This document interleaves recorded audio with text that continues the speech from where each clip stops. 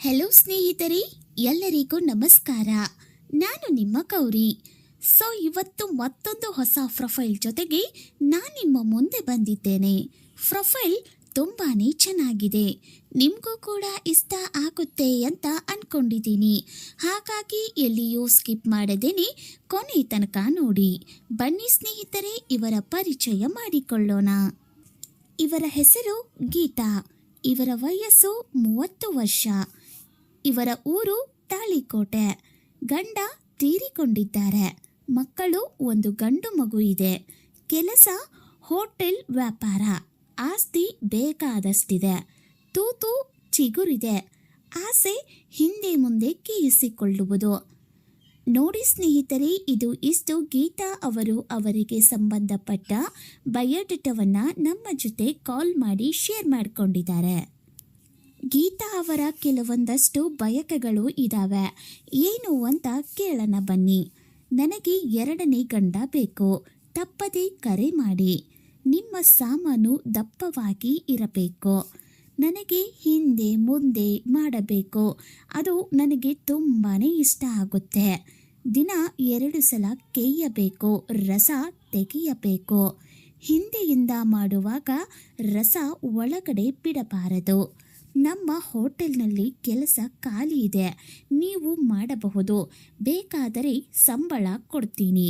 ನಿಮ್ಮ ಖರ್ಚಿಗೆ ಎಷ್ಟು ಬೇಕು ಅಷ್ಟು ದುಡ್ಡು ಕೇಳಿ ನಾನು ಕೊಡ್ತೇನೆ. ಚಿಂತೆ ಬೇಡ. ಸುಖ ಮಾತ್ರ ದಿನ ರಾತ್ರಿ ಬೇಕು. ತಪ್ಪದೇ ಮಾಡಬೇಕು.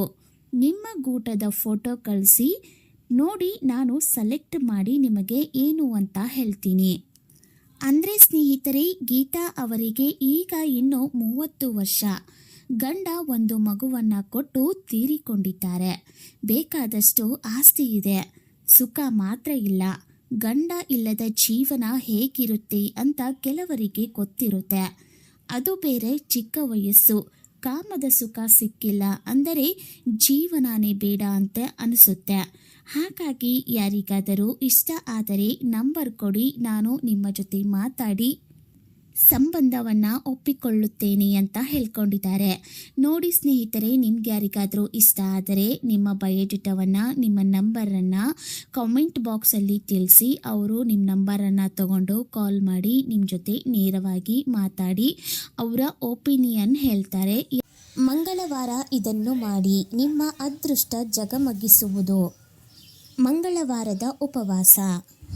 ಶಾಸ್ತ್ರದ ಪ್ರಕಾರ ನೀವು ಮಂಗಳವಾರದಂದು ಉಪವಾಸವನ್ನು ಆಚರಿಸಿದರೆ ಹನುಮಂತನ ವಿಶೇಷ ಆಶೀರ್ವಾದವು ನಿಮಗೆ ದೊರೆಯುತ್ತದೆ. ಇದರೊಂದಿಗೆ ನಿಮ್ಮ ಎಲ್ಲ ಕೆಲಸಗಳಲ್ಲಿಯೂ ನೀವು ಯಶಸ್ಸನ್ನು ಪಡೆಯುತ್ತೀರಿ. ಲಡ್ಡುಗಳನ್ನು ಅರ್ಪಿಸಿ. ಆಂಜನೇಯ ಸ್ವಾಮಿಯು ಲಡ್ಡುಗಳನ್ನು ತುಂಬ ಇಷ್ಟಪಡುತ್ತಾರೆ ಎನ್ನುವ ನಂಬಿಕೆ ಇದೆ.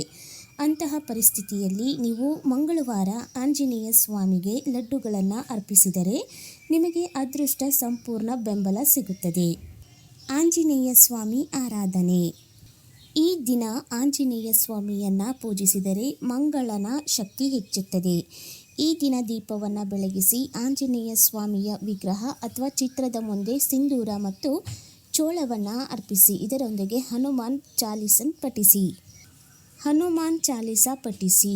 ನಿಮ್ಮ ಕೆಲಸವು ಪದೇ ಪದೇ ಹಾಳಾಗುತ್ತಿದ್ದರೆ ನೀವು ಮಂಗಳವಾರ ಹನುಮನ ಚಾಲೀಸವನ್ನು ಪಠಿಸಬೇಕು. ಮಂಗಳವಾರದ ದಾನ. ಮಂಗಳವಾರ ಇದನ್ನು ಮಾಡುವುದು ತುಂಬ ಮಂಗಳಕರವೆಂದು ಪರಿಗಣಿಸಲಾಗಿದೆ. ಈ ದಿನ ಕೆಂಪು ಬಟ್ಟೆ, ಬೆಲ್ಲ, ಉದ್ದಿನಬೇಳೆ ಮತ್ತು ಗೋಧಿಯನ್ನು ದಾನ ಮಾಡುವುದು ತುಂಬ ಮಂಗಳಕರವೆಂದು ಪರಿಗಣಿಸಲಾಗಿದೆ. ಯಾರೆಲ್ಲ ಹೊಸದಾಗಿ ವಿಡಿಯೋಗಳನ್ನು ನೋಡ್ತಾ ಇದ್ದೀರಾ, ದಯವಿಟ್ಟು ನಮ್ಮ ಚಾನಲನ್ನು ಸಬ್ಸ್ಕ್ರೈಬ್ ಮಾಡಿ. ನೀವು ಚಾನಲನ್ನು ಸಬ್ಸ್ಕ್ರೈಬ್ ಮಾಡ್ಕೊಳ್ಳೋದ್ರಿಂದ ದಿನ ಹೊಸ ವಿಡಿಯೋಗಳು ಬರ್ತವೆ. ಅದರಲ್ಲಿ ಒಂದನ್ನಾದರೂ ನೀವು ಸೆಟ್ ಮಾಡ್ಕೊಳ್ಬಹುದು. ನಾಳೆ ಮತ್ತೊಂದು ವಿಡಿಯೋದಲ್ಲಿ ಸಿಗ್ತೀನಿ. ಅಲ್ಲಿವರೆಗೂ ಧನ್ಯವಾದಗಳು.